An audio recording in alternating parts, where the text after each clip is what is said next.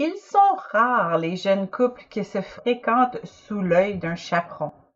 D'ailleurs, ce n'est même pas une pratique biblique. Partout, dans plusieurs milieux chrétiens, nous entendons encore parler du chaperon. Alors, qu'en est-il vraiment?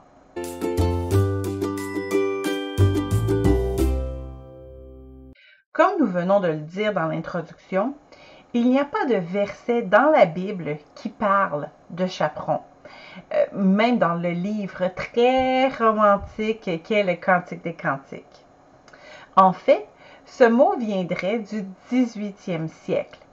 Il était d'usage à l'époque qu'une femme plus âgée suive une jeune femme non mariée dans ses déplacements pour la surveiller et la protéger.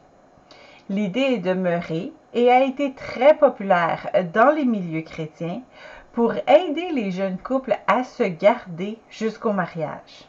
Et cette idée n'est pas mauvaise, elle est même plutôt sage. Les relations intimes doivent être réservées au mariage. Pendant votre temps de fréquentation, vous apprenez à connaître l'autre personne pour voir si vous êtes prêt à vous mettre à son service pour le reste de votre vie. Durant cette période, vous développez votre amitié avec cette personne et avec son entourage. Il est donc important de passer du temps avec son entourage, de voir qui sont ses amis, ses intérêts, ses loisirs et son implication dans son Église. Tout le monde dans votre entourage devient donc des chaperons. Ils vous aident à rester concentré sur votre enquête plutôt que de laisser vos pensées et vos mains vagabonder. Mais il vous faudra, bien sûr, des moments où vous serez seul pour vous permettre des conversations plus profondes et pour que vous posiez des questions importantes. Dans ce cas-là, l'usage d'un chaperon n'est pas recommandable. Vous pouvez très bien aller au cinéma ou au restaurant sans avoir personne qui vous surveille. Par contre, il pourrait être sage de ne pas se voir seul dans votre appartement, par exemple. Si vous voulez cuisiner un petit plat à votre partenaire, il pourrait être plus sage d'inviter d'autres personnes. Si vous avez des colocataires, c'est encore mieux. Vous pouvez avoir un bon souper avec celui qui fait battre votre cœur, mais vous garderez une petite gêne, sachant que votre colocataire est dans la chambre juste à côté. C'est à vous deux de vous imposer des limites pour rester dans le plan de Dieu. La règle s'applique-t-elle aussi pour les rendez-vous suite à un match sur un site de rencontre?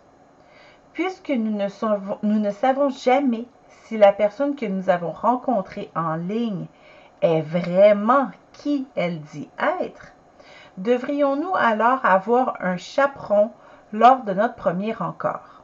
La réponse est non. Ne vous présentez jamais au premier rendez-vous avec vos amis ou encore moins votre famille. Un premier rencontre est déjà assez stressant en soi si vous vous y présentez avec un groupe de soutien. Vous placerez votre invité dans une position très inconfortable. De plus, vous ne voulez pas tout révéler de votre vie lors de la première rencontre. Pas besoin donc de faire connaître chaque personne importante pour vous. Pour vous protéger, optez pour d'autres solutions. Par exemple, indiquez à un de vos proches l'endroit exact de votre rendez-vous et à quelle heure précise. Ensuite, promettez-lui de lui téléphoner après votre activité pour lui confirmer que vous venez terminer. Vous pouvez aussi lui montrer le profil de la personne que vous allez rejoindre. Toutes ces informations seront très utiles pour les policiers si jamais votre tête-à-tête tournait mal. Évidemment, durant votre rencontre, assurez-vous de respecter le plan que vous avez dit à votre ami. La personne que vous choisissez de tenir informée de vos déplacements peut aussi être votre mentor. Il est effectivement sage de choisir un mentor durant notre temps de fréquentation.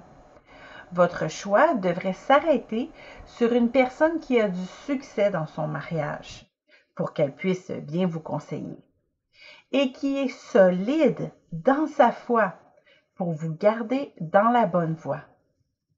Elle sera un peu votre chaperon à distance.